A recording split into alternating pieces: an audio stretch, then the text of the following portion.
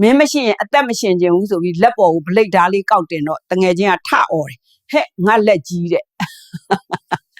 အောင်မြင်ခြင်းရင်စောစောအိပ်ပါမအောင်မြင်ရင်တော့အိပ်ရေးဝတာပေါ့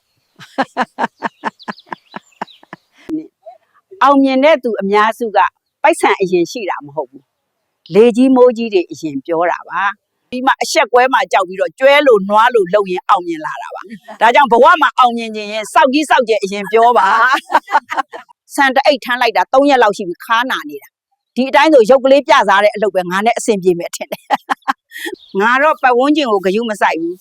ပတ်ဝန်းကျင်ကတော့ငါ့ကိုဂယုဆိုင်တယ်ချစ်စရာကောင်းလို့တဲ့ငါ့ကိုကြိုက်ရသားနဲ့ငါပြန်မကြိုက်လို့ငါ့ကိုမကြိုက်တော့တာငါမကြိုက်ဘူးနော်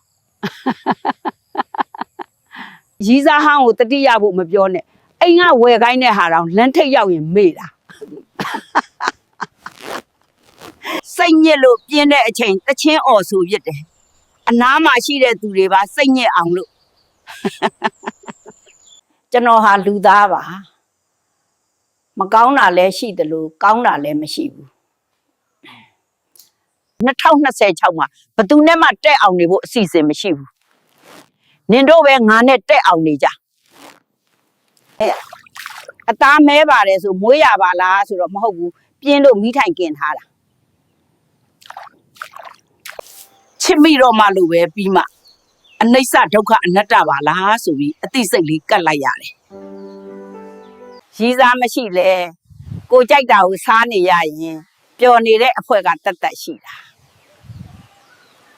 နှွေးဦးရောက်ပြီဆိုတော့အိပ်ရေးပြတ်တော့မှာပဲညတာရှည်တဲ့ဆောင်းရာသီမှာတော့ငါကအိပ်ရေးမဝဘူးအငယ်ဆုံးသမီးတွေကိုယူကြပါထမင်းဟင်းချက်တာတော့မပူနဲ့ငတ်မှာ